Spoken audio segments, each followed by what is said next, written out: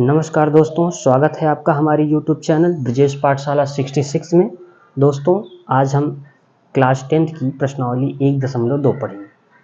पहला सवाल है, निम्नलिखित संख्याओं को अभाज्य गुणनखंडों के गुणनफल के रूप में व्यक्त कीजिए।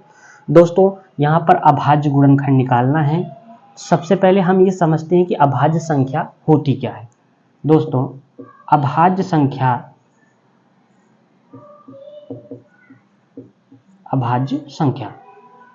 एक से बड़ी वे संख्याएं जो एक व अपने आप को छोड़कर अन्य किसी से विभाजित न हो, उन्हें हम अभाज्य संख्या कहते हैं। जैसे 2, 3, 5, 7, 11, 13, 17 ... इनफाइनाइट। दोस्तों, पहला सवाल है 140। तो 140 का हमें अभाज्य गुणनखंड निकालना है, तो हम इन्हीं अभाज्य संख्याओं से ही इनको काटेंगे। तो 2 सते 14, 2 तिहाई 6, 2 पंचे 10, 5 7 35, 7 एकम 7। दोस्तों, तो 140 के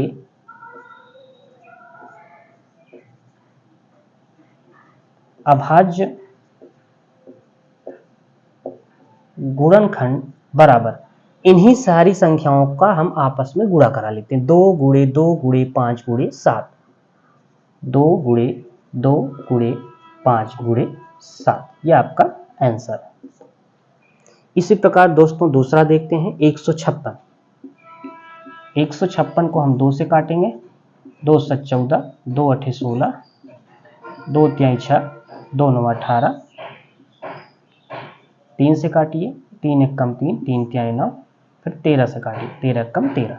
तो 156 के अभाज्य गुणनखंड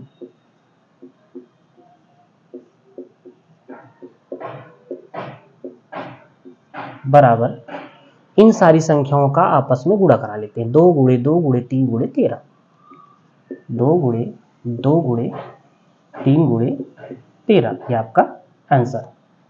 तीसरा सवाल 3825। दोस्तों, 3825 का भी हम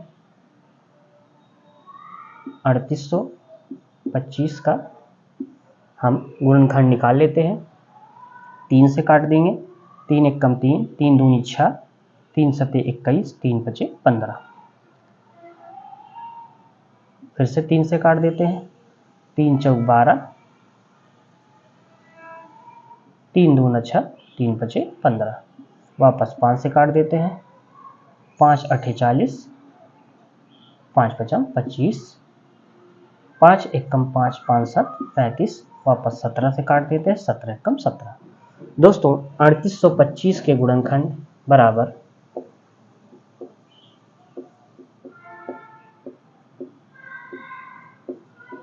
इन सारी संख्याओं का गुणा करा दी। 3 गुणे 3 गुणे 5 गुणे 5 गुणे 17, 3 गुणे 3 गुणे 5 गुणे 5 गुणे 17, यह आपका आंसर है। अगला सवाल दोस्तों 5005।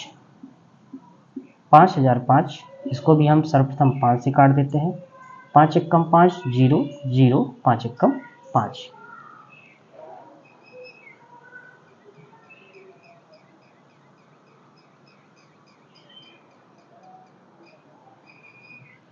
हाँ दोस्तों, अब इसको वापस 7 से काट देते हैं। 7 एकम 7, 3 बचा, 7 चौक 28, 2 बचा, 7 3 21।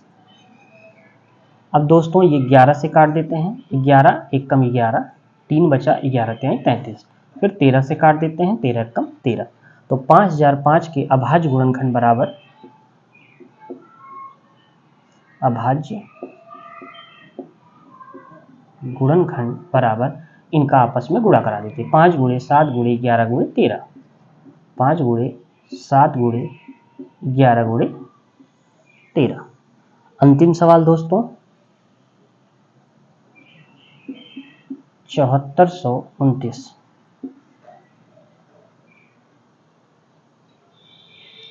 देखिए दोस्तों, ये 7419 संख्या ये डायरेक्ट 17 से कटेगी। 17 चौका 68, ये देख लीजिए, हम भाग दे के आपको दिखा दे रहे हैं। 7429 17 चौका 68, 14 में से 8 गए 6, यहाँ बचा 6 में से 6 गए 0, फिर 2 आया, 17 चौका 68, 17 तिहाई 51, 2 में से 1 गए 1, यहाँ बचा 6 में से 5 गए 1, फिर 9 उतरा, 17 सत्ते 119, ये जाएगा 437 बार। दोस्तों इस संख्या में ये थोड़ी लंबी संख्या दूर जाके कट रही है, यानी 2 से भी नहीं कटेगी, 3 से भी नहीं कटेगी, ये डायरेक्ट जाके कटेगी 17 से। अब दोस्तों इसको हम काटते हैं 13 से। अब ये संख्या 13 से कटेगी, 13 से देखते हैं कटती है कि नहीं। 13 दूना 26, 13 तिया 39, 13 से हो गया 3। नहीं दोस्तों, ये संख्या 13 से भी नहीं कटेगी। अब इसको हम काटते हैं 19 से। 19 दूना 38, 19 तिहाई 57, 38, 13 में से 8 गए 5, 19 तिहाई 57। अब संख्या कटेगी 23 से, 23 एकम 23। दोस्तों ये जो सवाल है, इस सवाल में आपको थोड़ा सा ध्यान देना है कि ये 7429 डायरेक्ट 17 से कट रही है, फिर 437 आ रहा है, फिर 437 19 से कट रही है, 23 आ रहा है और वापस 23 को 23 से काट देंगे। ठीक है दोस्तों, तो 7429 के अभाज्य गुणनखंड बराबर हो जाएगा 17 गुणे 19 गुणे 23, 17 गुणे 19 गुणे 23।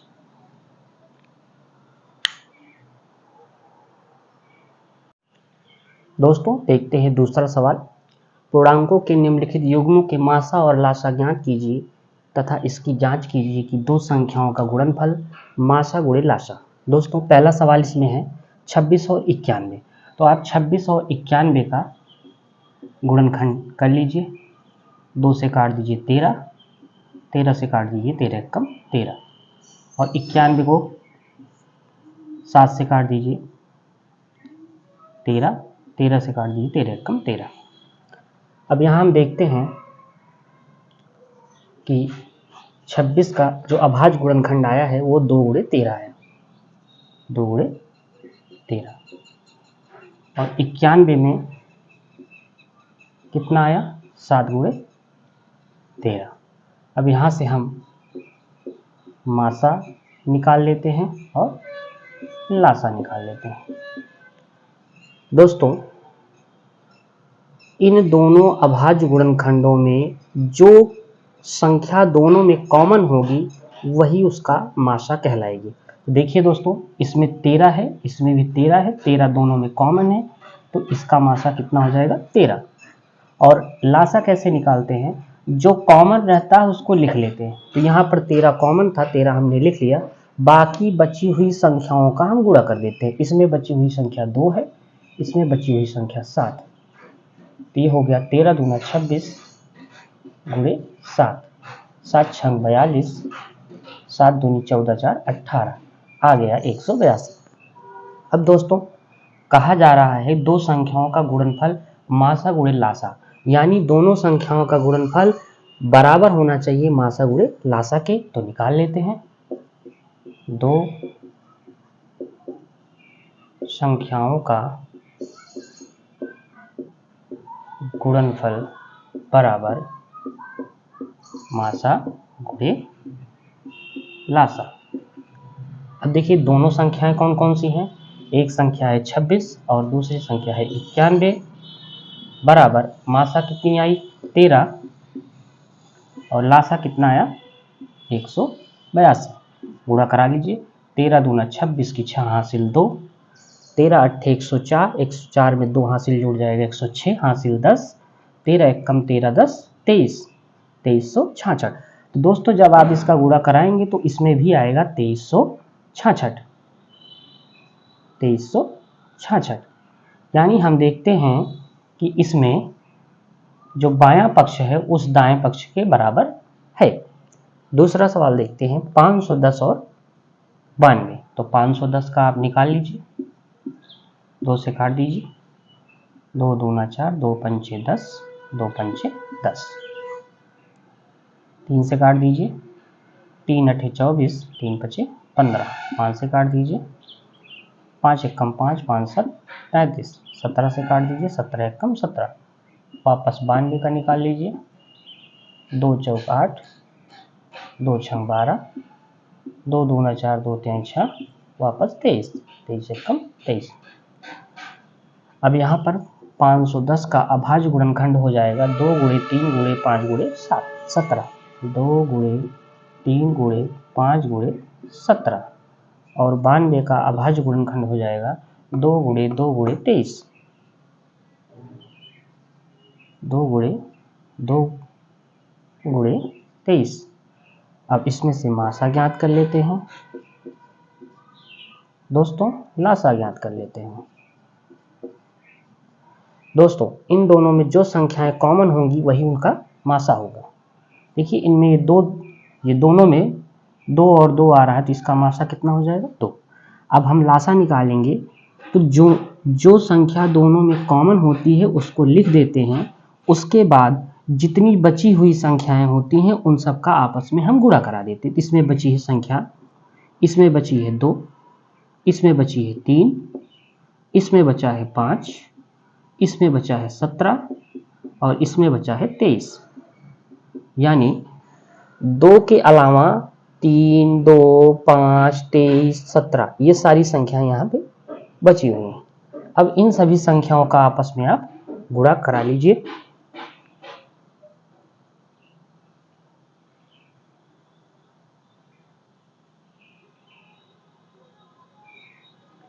तो यहाँ आपका आ जाएगा 23,460। दोस्तों जब आप इसका गुणा कराएंगे तो आपको 23,460 प्राप्त होगा। अब निकाल लेते हैं दो संख्याओं का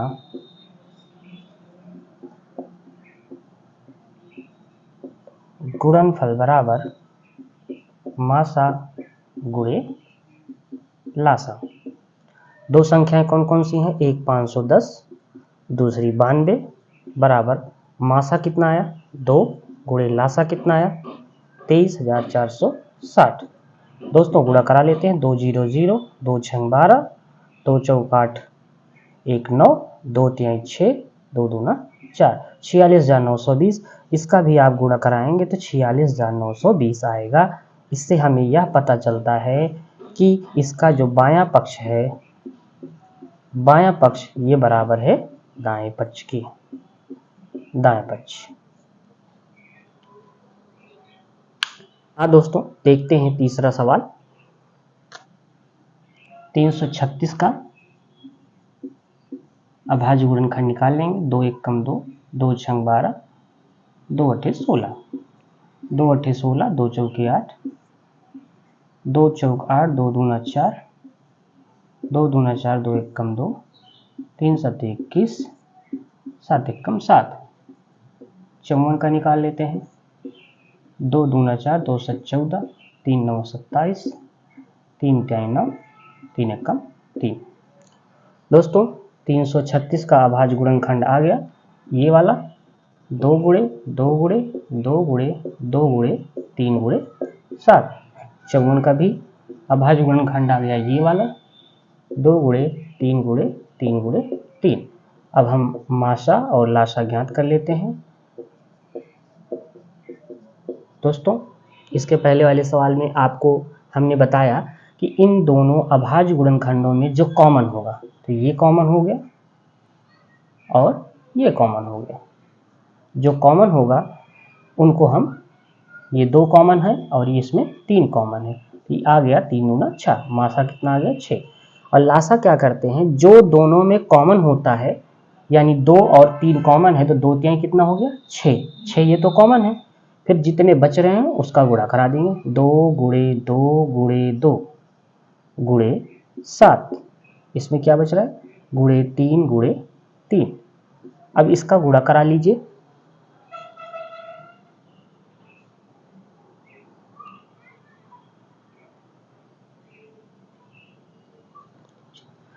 आप जब गुणा कराएंगे तो इसका आंसर आएगा 3024। अब आप जांच कर लीजिए।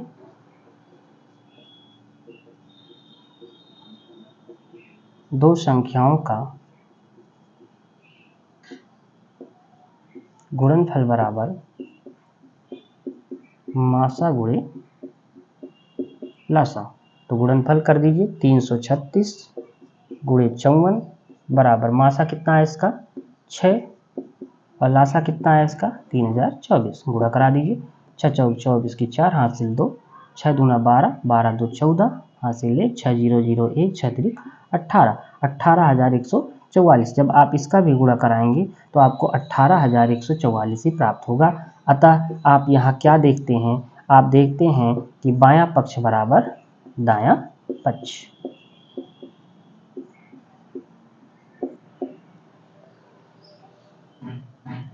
हाँ दोस्तों, देखते हैं तीसरा सवाल। अभाज्य गुणनखंड विधि द्वारा निम्नलिखित गुणांकों की मासा और लासा ज्ञात कीजिए। देखिए, इन सभी संख्याओं के अभाज्य गुणनखंड निकालने हैं। तो 12 का अभाज्य गुणनखंड क्या बनेगा 2 दूना 4 त्याई 12। 15 का कितना बनेगा 3 गुणे 5। 21 का कितना बनेगा 3 गुणे 7। अब आप मासा निकाल सकते हैं।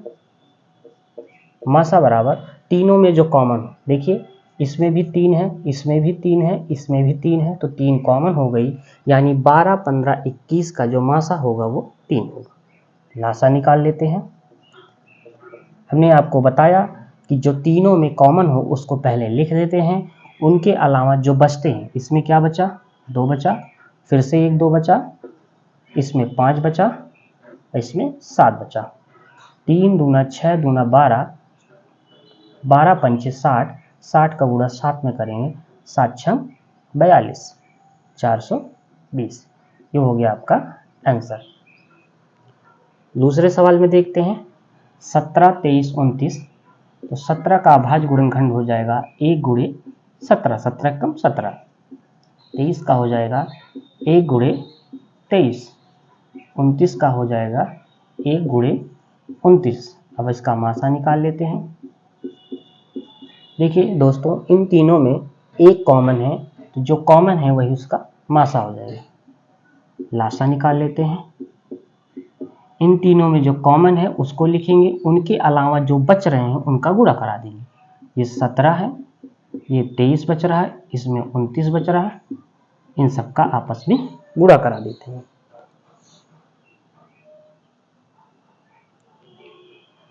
दोस्तों, जब आप गुणा कराएंगे तो इसमें आएगा 11,339। गुणा करा के आप चेक कर लीजिएगा। ठीक है दोस्तों, तीसरा सवाल देखते हैं। 8 को हम लिख सकते हैं 2 गुणे 2 गुणे 2।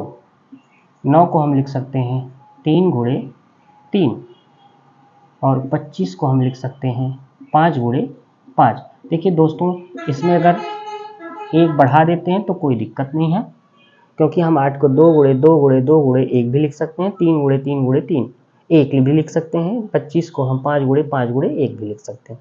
दोस्तों, तीनों में जो कॉमन होगा उसको हम ले लेंगे। इसमें ऐसी कोई संख्या दिख रही है आपको जो कॉमन हो, ये एक इसमें भी है, इसमें भी, इसमें भी, यही इसका मासा हो। लासा क्या हो जाएगा, जो कॉमन है उसको लिख लेंगे, उनके अलावा जो बच रहे हैं 2 गुणे 2 गुणे 2, इसमें 3 गुणे 3, इसमें 5 गुणे 5, सबका गुणा करा लीजिए। 1 दूना 2, 2 दूना 4, 4 दूना 8, 8 त्रिक 24, 24 ताई 72। अभी ये 5 पचम 25, गुणा करा लेते हैं। 25 दूना 50 हासिल 5, 25 सत्ते 175। 175 में 5 जोड़ दीजिए, कितना हो जाएगा 80। हाँ देखिए दोस्तों, ये 180 होगा, ये आपका आंसर हो जाएगा। हाँ दोस्तों, देखते हैं चौथा सवाल। चौथा सवाल है मासा 306 और 657 का 9 दिया है और लासा 306 और 657 का आपको निकालना है। तो दोस्तों, हमें पता है कि मासा गुणे लासा बराबर पहली संख्या गुणे दूसरी संख्या। दोस्तों मासा कितना दिया गया है 9, गुणे लासा आपको निकालना है। पहली संख्या कितनी है 306, ये पहली संख्या, ये दूसरी संख्या।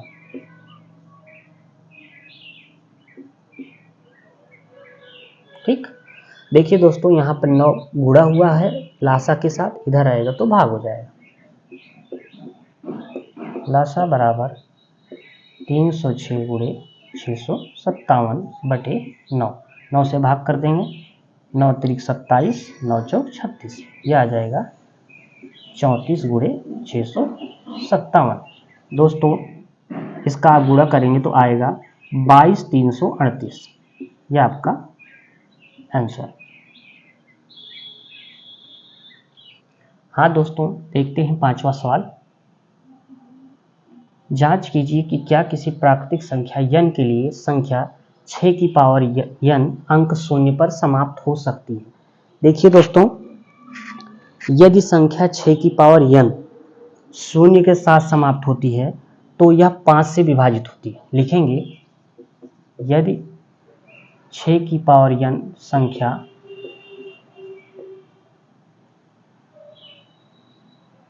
शून्य पर समाप्त होती है,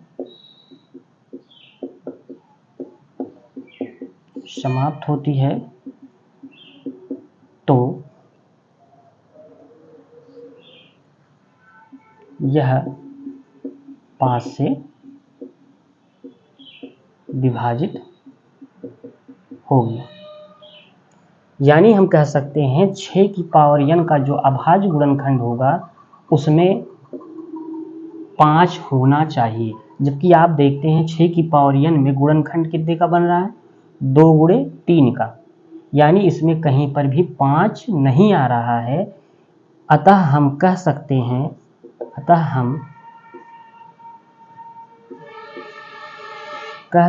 हैं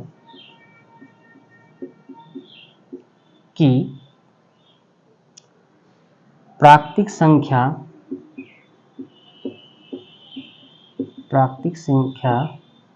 n का कोई भी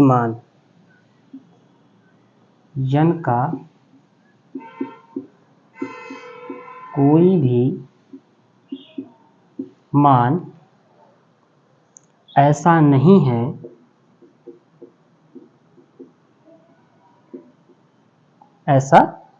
है जिसके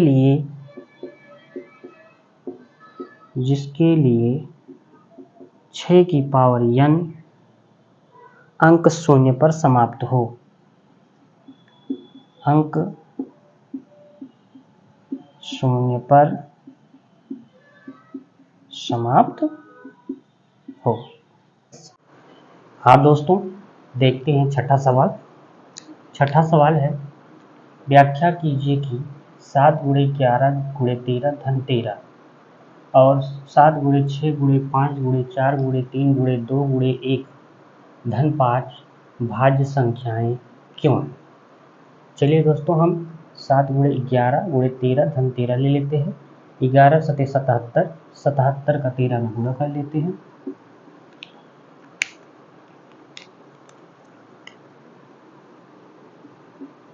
तेरह सते 91 हासिल 9, 13 सते 91 9 100, उसमें 13 जोड़ लेते हैं, हो जाएगा 1014।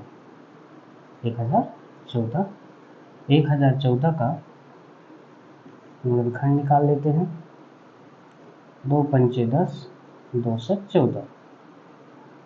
अब ये संख्या किससे कटेगी 3 से, 3 एकम 3, 3 छक 18, 3 9 27। फिर 13 से काट देते हैं, 13 13 में 169, 13 एकम 13। तो 1014 का अभाज्य गुणनखंड आ जाता है 2 गुणे 3 गुणे 13 गुणे 13। देखिए दोस्तों 1014 में अभाज्य गुणनखंडों की संख्या 2 गुणे 3 गुणे 13 गुणे 13 है।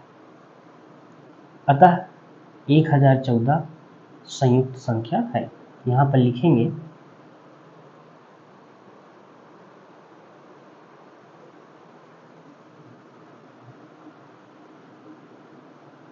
चूंकि 1014 का 2 से अधिक अभाज्य गुणनखंड है,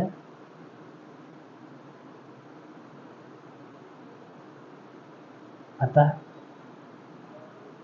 यह एक संयुक्त संख्या है।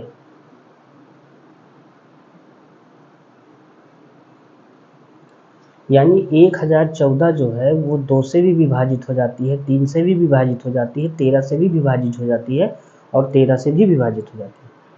ठीक है, इसलिए ये भाज्य संख्या है। दूसरा देखते हैं, 7 गुणे 6 गुणे 5 गुणे 4 गुणे 3 गुणे 2 गुणे 1 धन 5, यह आ जाएगा आपका 5 और 20 यानी 60 दूना 120, 120 से कम 120 और सक्षम 42, 42 में 120 का गुणा कर देते हैं, 12 दूना 24 हासिल 2, 12 चौका 48, 2 50 और इसमें 5 जोड़ देते हैं, 5045, इसका मान आ जाएगा 5045। 5045 का गुणनखंड निकाल लेते हैं, 5 से 5 कम 5 0 5 9 45। देखिए दोस्तों, ये संख्या किसी से नहीं कटेगी तो हम इसको 1009 से ही काट देंगे, तो 1009 एक कम 1009, इसका आ जाएगा 5045 बराबर 5 गुणे 1009। तो दोस्तों यहाँ पर भी हम देख रहे हैं कि 5045 में इसका जो अभाज्य गुणनखंड है वो 5 गुणे 1009 है। इसमें 2 से 2 अभाज्य गुणनखंड है, अतः यह भी एक संयुक्त संख्या है, अतः यह भी एक संयुक्त संख्या है। कहने का ये मतलब है दोस्तों कि 5045 जो है वो 5 से भी विभाज्य है और 1009 से विभाज्य, इसलिए संख्या कट जाती है। ये हो गया आपका आंसर। चलिए दोस्तों देखते हैं 7वां सवाल। किसी खेल के मैदान के चारों ओर एक वृत्ताकार पथ है। इस मैदान का एक चक्कर लगाने में सोनिया को 18 मिनट लगते हैं, जबकि इसी मैदान का एक चक्कर लगाने में रवि को 12 मिनट लगते हैं। मान लीजिए वे दोनों एक ही स्थान और एक ही समय पर चलना प्रारंभ करके एक ही दिशा में चलते हैं, तो कितने समय बाद वे पुनः प्रारंभिक स्थान पर मिलेंगे।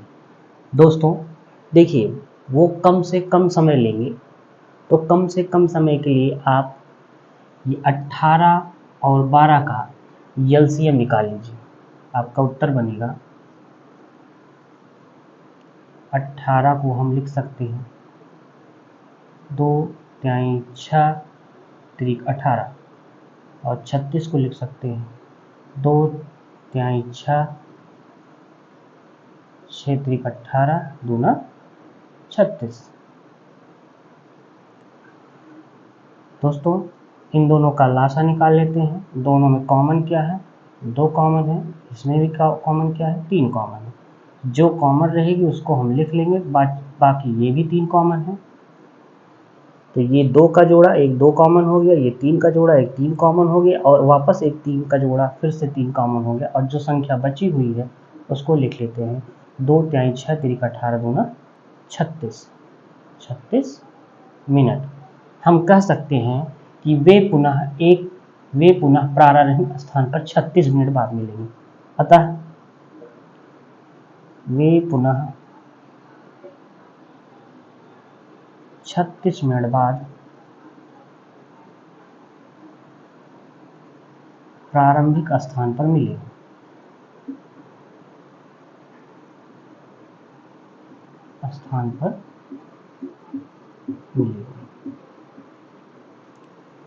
दोस्तों वीडियो अच्छा लगे तो आप वीडियो को शेयर करिए, सब्सक्राइब करिए, लाइक करिए वीडियो देखने के लिए बहुत बहुत धन्यवाद।